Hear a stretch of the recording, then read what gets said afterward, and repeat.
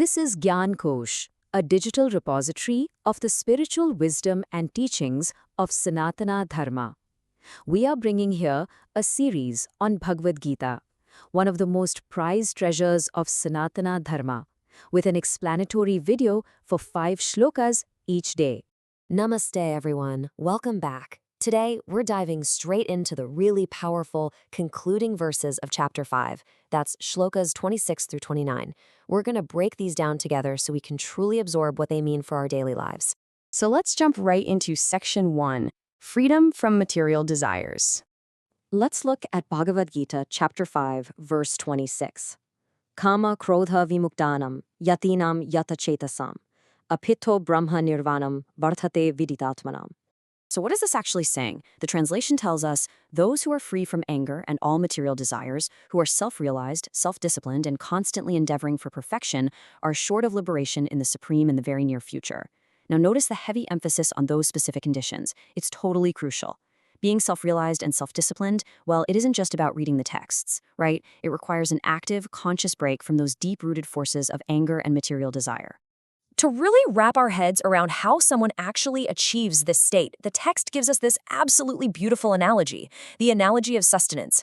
Think about how different creatures raise their offspring. It's fascinating. The fish, it brings up its offspring simply by vision, literally just by looking at them. The tortoise does it through meditation. She lays her eggs on land and then meditates on them from the water. And birds, they maintain their young by touch.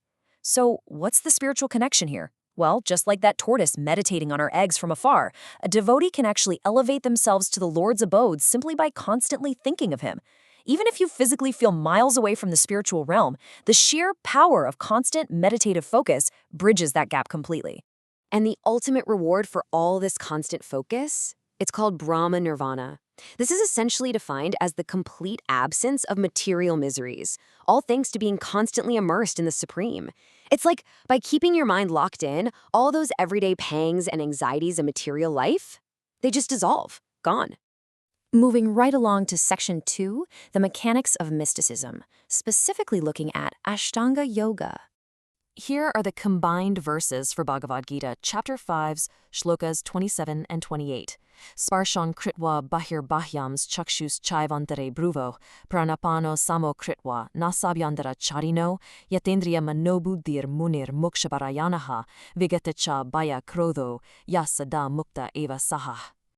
Okay, in English, this translates to shutting out all external sense objects, keeping the eyes and vision concentrated between the 2 eyebrows, suspending the inward and outward breaths within the nostrils, and thus controlling the mind, senses, and intelligence, the transcendentalist, aiming at liberation, becomes free from desire, fear, and anger. One who is always in this state is certainly liberated. Wow. As you can see, this lays out a highly rigorous set of physical disciplines. So this intense practice is known as the Pratyahara process. Let's break down the steps. Step 1, you've got to drive out all external sense objects. That means totally ignoring sound, touch, and form. Step 2, you keep your vision intensely focused exactly between the 2 eyebrows, with your eyelids only half closed. You might be wondering why half closed.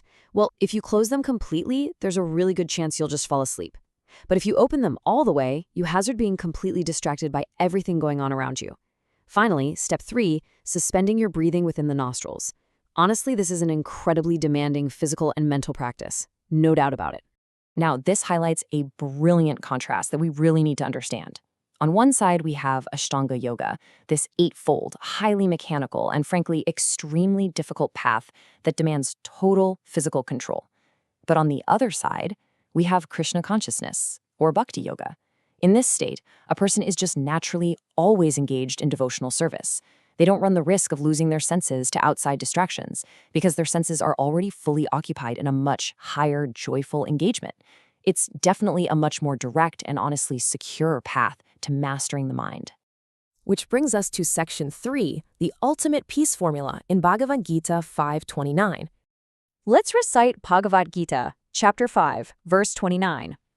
Bhoktaram yajnatapasam sarva loka maheshwaram suhradam sarva bhutanam janava mam shantim richati.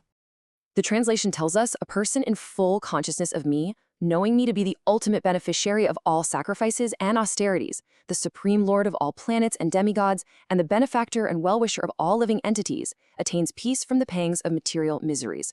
Guys, this isn't just a nice philosophical thought. It's a specific, actionable formula for finding real peace amidst all our worldly distress. It's a real game changer. To achieve this perfect peace, both individually and collectively, we have to realize 3 distinct pillars regarding the Supreme Lord. First up, he is the ultimate beneficiary of all our activities and sacrifices. Second, he is the Supreme Lord of all planets. Literally, no one is greater. And third, he is the ultimate benefactor and the true friend to all living entities. When you truly, deeply grasp these 3 pillars, lasting peace just naturally follows. But here's the massive challenge we all face: the illusion versus the reality. The illusion, which comes from our material conditioning, is that we constantly try to play the lords of all we survey. We want to be the absolute master of our environment, right? But the reality, we are actually completely dominated by the stringent, unbreakable rules of material nature. True peace only arrives when we finally drop this illusion of control and recognize who the true master of nature really is. And that brings us to Section 4, the conclusion of Chapter 5, and a quick summary of Karma Yoga. Let's wrap up our key takeaways here. First, working in direct Krishna consciousness, that is essentially Bhakti Yoga. It means working with complete transcendental knowledge. Second, remember that the pure soul is the eternal servant of the Supreme. All our suffering, it only pops up when we try to artificially lord over material nature. And finally, devotional service alone awards true peace. All that intense mysticism of the Eightfold Yoga path we talked about earlier, it's actually achieved automatically when you engage fully in complete devotion. That is, without a doubt, the highest perfection of life.